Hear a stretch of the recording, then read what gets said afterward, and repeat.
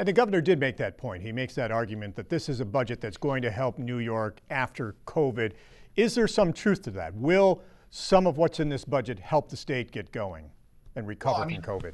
Anytime they need to stimulate the economy, right, there's a stimulus that comes out. We need an infrastructure bill. I mean, when you put a lot of cash into an economy, you're going to generate activity. I mean, there's no argument about that. But again, I point to Senator Schumer, the Senate Majority Leader from New York State, said we don't need to raise taxes, and yet we did anyways. And again, now you haven't asked about this yet, and we haven't been hearing a lot about it in the last week or two because of the budget.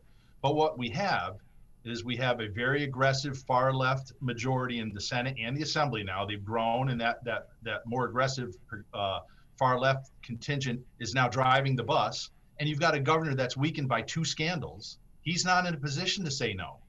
His leverage is gone. He's in a weaker position with the legislature than he was. They reveled in the opportunity to negotiate this budget with this governor at this point because of his own problems. And whereas in years past, he may have been in a position to rein this in and say, no, I'm not going to raise taxes. I'm not, his self-imposed 2% tax cap on the state budget went out the window. This one increases it by 10%. The budget includes money for pre-kindergarten statewide. That pretty much is universal already in the New York City area, but now this would expand it statewide. Is that something that's needed in New York and that educators have been calling for?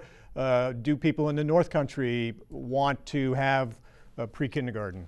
There's no question that there's a need for this, and that universal pre-K certainly would play a role in that. Again, it is the affordability, and we'll be phasing that in over the next few years as well. So I don't think that every 4-year-old is going to be getting pre-K immediately, but it's like I said, I think a sizable chunk in each school district will have these slots available. I mean, it's good for parents and it's good for the economy. The question, of course, is just this is another significant chunk of the budget that's, $217 billion. What are some of the other good things in the budget for the North Country?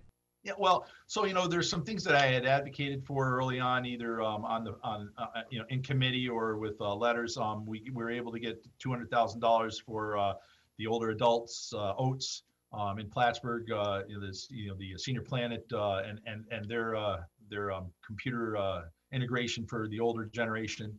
ANCA got $100,000 out of the budget. The EPF was funded at $300 million again. I mean, I think the EPF does a lot of good things. One of my areas of frustration is mental health funding for veterans, suicide prevention for veterans. This is the Joseph P. Dwyer.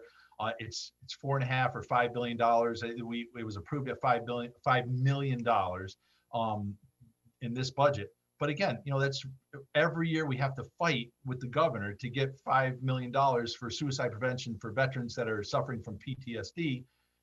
And yet we're spending $2.1 billion on people that are here illegally, that worked off the books, didn't pay any unemployment, and they weren't eligible for unemployment, but somehow we feel we owe them unemployment. So we created a special fund called the Excluded Workers Fund.